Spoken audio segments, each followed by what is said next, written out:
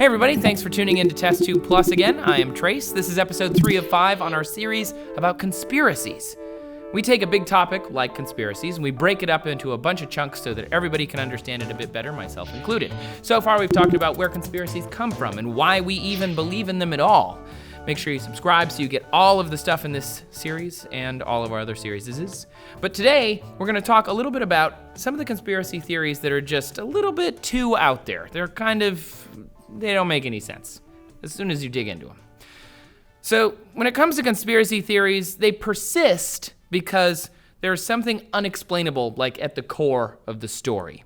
Others exist because conspiracies are real and it's kind of believable. So it's either there's a kernel of truth or there's this kernel of unexplained theory or this kernel of mystery. And those things make people want to believe in these conspiracy theories. There are also conspiracies, though, that touch onto science. And I have to say that I'm pretty uniquely qualified to talk about those.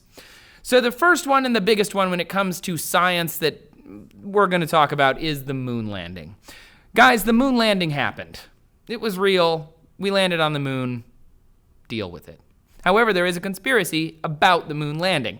Some people think that the moon landing was faked. I just want to throw this out there now. We landed on the moon, guys. We landed on the moon for sure. There were people on the moon. They walked on moon's face. They took it to the moon and they brought stuff back. We've got moon rocks. This is a thing. But there's a wacky theory out there that Stanley Kubrick was hired by the US government to fake the moon landing by making this elaborate cinema experience.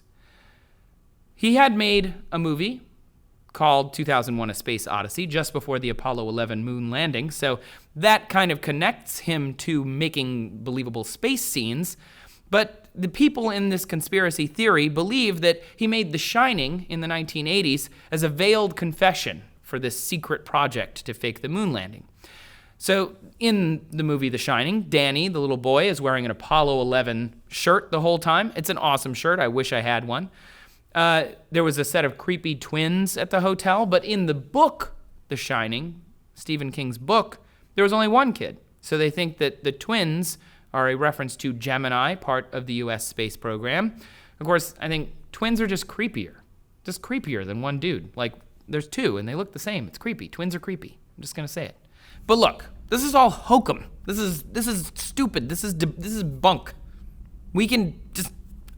I'll prove it to you. Go online, buy yourself a laser. Look up where you have to point that laser and point it at the moon. If you're pointing it in the right spot, it will bounce back at you and be detectable. If you point it at the wrong spot, it'll just bounce off the moon like any other laser and it won't be detectable. That's because we left the LLR, the Lunar Laser Ranging Experiment. We left it there so that we could determine how far away the moon was to a very accurate degree using laser light. And you can do this at home. Try it. And if you do, tell me about it, because that's awesome.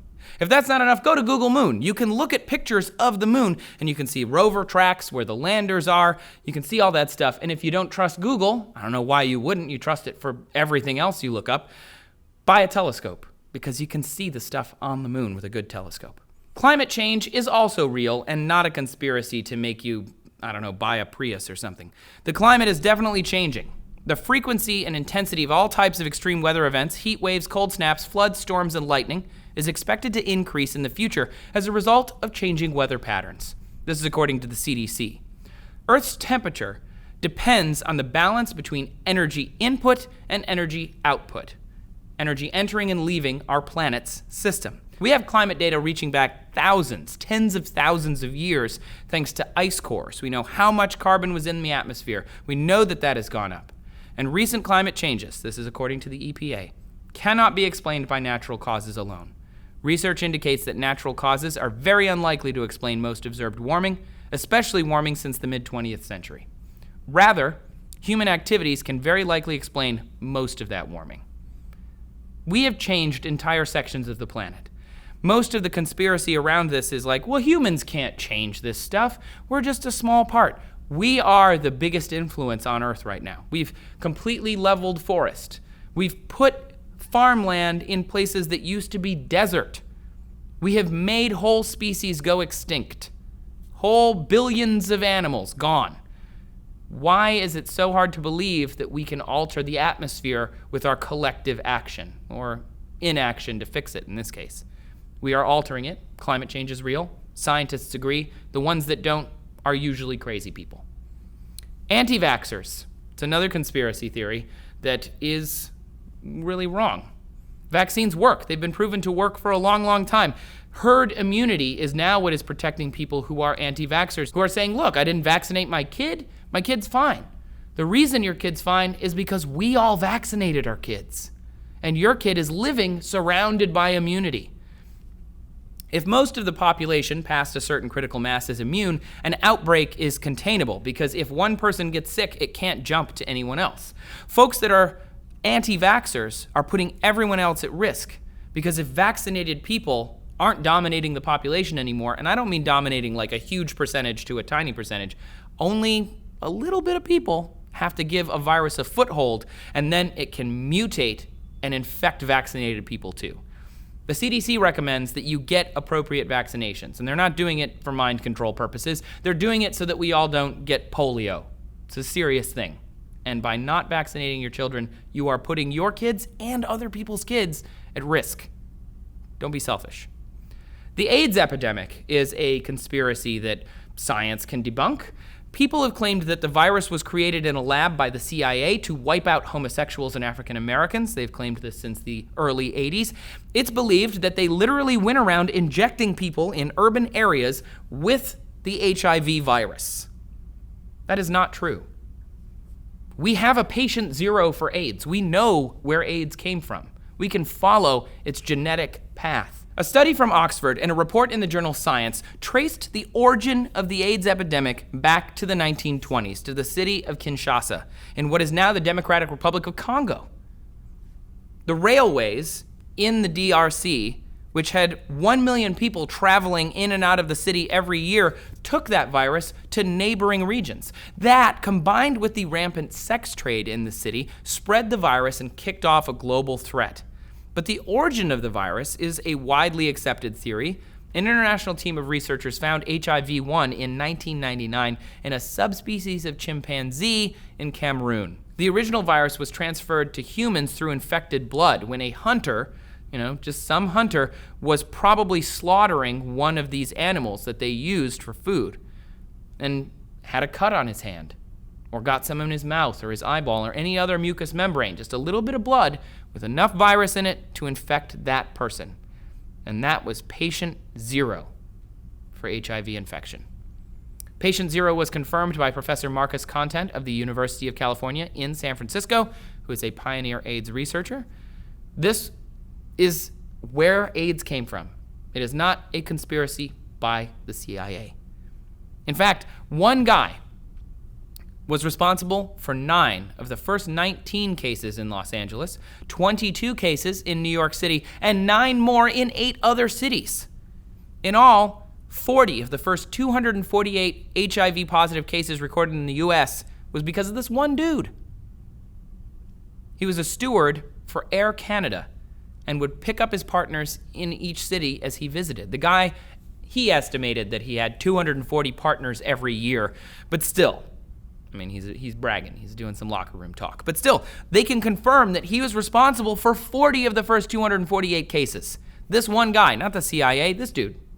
Although, dude, 240 partners per year. You go, guy. Except for you gave them AIDS and all that. That's less good, but still. 9/11 has a lot of conspiracy theories, as we have already talked about sort of ad nauseum. Jet fuel melting steel beams, they don't have to melt them. Guys, they don't have to melt anything.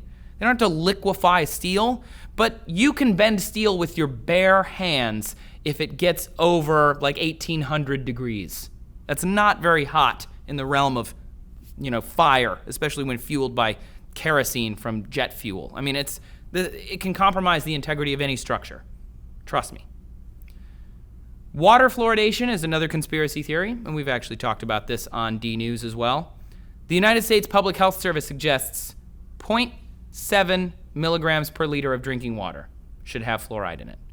That's the max. But the average drinking water sources in the U.S., they only have about 0.2 milligrams per liter That's way lower than what could have even been bad for you, which has to go way higher. To protect your teeth, they put fluoride in the water. It's supposed to help. And since they've started doing it, there is evidence that our dental health has improved. Theorists, however, claim fluoridated water causes mind control. Let me say that again. Mind control. From fluoride? Really? Brain damage, cancer, Alzheimer's, arthritis, all have been attributed to fluoridated water, but that is just not true. Let me just list some studies for you. California Carcinogen Identification Committee in 2011, the European Scientific Committee on Health and Environmental Risks in 2010, the National Research Council in 2006, United Kingdom's National Health Service in 2000, the National Research Council in 93, the U.S. Public Health Service in 91, the World Health Organization in 1987. They all researched fluoride. They all say, nah, bro, it's fine. Lols. Another source of a lot of conspiracies is Area 51. I get that. Aliens sound awesome. There are totally UFOs, you guys. There are totally UFOs, totally. Because UFO means unidentified flying object. And if there's something flying around and we don't know what it is, it could be anything. It could be a bird. That means it's a UFO. That doesn't mean aliens, though. If aliens visited Earth, we would know. I mean, if everyone in the world knows that they keep aliens at Area 51, just find somebody who worked at Area 51 and give them $1 million. You'll know if there were aliens there. Find a janitor who used to work there, who has nothing to lose, who's on their deathbed or something. Ask them. What's their incentive to not say? And this is my problem with conspiracies. There are too many people that have to lie to make conspiracies a thing. Bigfoot, I get that as a conspiracy. Like 2 people have to be hoaxed, right? You got the guy in the suit that looks like Bigfoot, and you got the dude who takes a blurry picture of him, and then they go and spread that around. Now it's a conspiracy, it's a hoax, whatever. Moon landing, though. You have every NASA engineer, every government contractor who ever worked with them, astronomers, dudes with telescopes in their backyard. All of these people would have to be incentivized to lie, not to mention the hundreds and hundreds of engineers and people who made stuff that then went to the moon. All the stuff that's flying around in space, from launching things to the moon. All the stuff on the moon that you can see with a telescope and take pictures of it. All these people are lying. These are all fake pictures. Every single person who's ever pointed a laser at the moon is lying to you. That's silly. Have you ever looked through the credits on a movie? There's no way that Stanley Kubrick did this with a small team of conspirators. Those credits last forever. Hello there. I would like to make a movie about the moon. Oh, that sounds great. Hi there. Hundreds of people from dozens of companies and countries who are going to help me make this amazing film about the moon and pull off this massive conspiracy. Can all of you never say anything ever to anyone, including in a private journal that you bequeath to your kids? No way. That is completely crazy. Guys, what is your favorite conspiracy theory? Let me know down in the comments, and then let's talk about them and fact check it. Subscribe for more Test Tube Plus if you haven't already. Some of you, hopefully all of you, thought this was interesting. If you did, subscribe.